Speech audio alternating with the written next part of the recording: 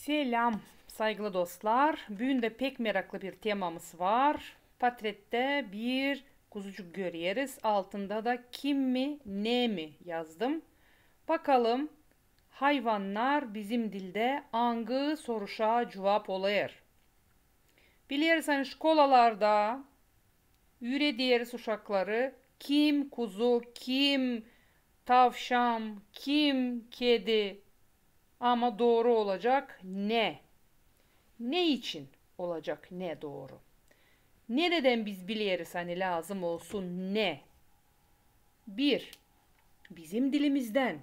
Biz kendi laf etmek dilimize baksak biz orada göreceğiz ani ne diyeriz biz? Diyelim bir kimseye giriyor bir komşuya da diyor. Ne kestin? Ördek mi?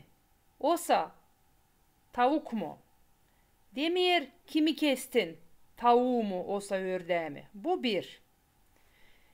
İkincisi Türk dillerinde başka türlü Türk dillerinde kişi olan kim sorusuna cevap alır.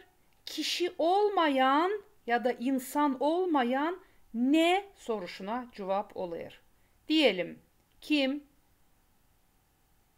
Todi, kim, Boba, kim, uşak, kim, Anna, kim, Elizaveta, kim, şoför, kim, traktörcü, kim, üretici hem başka.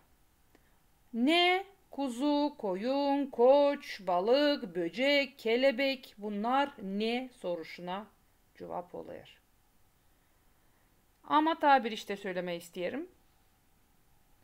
Doğmamış uşağı, ta doğmamış uşağı, anasının karnında uşağı biz ne deriz? Ne olacak? Kız mı? Çocuk mı?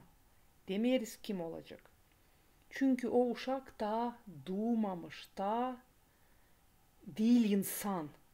Ta anasının karnında olduğu için biz ona ne olacak? Bilirsin mi ne olacak? Kız mı? Çocuk mu? Deneyin kendiniz. Sorun büyüklerinize de alacağınız bu cevabı. Çünkü ananın içinde, ananın karnında o da bir döl. Döl nedir? Döl bizim sözlüğümüzde var. Embriyon. Sanırım hani en kısa zamanda şkoladaki kağıtlarda bu yanlışlık doğrulacak da bizim de hayvanlar ne sorusuna cevap olacak. Kalın sağlıcakla.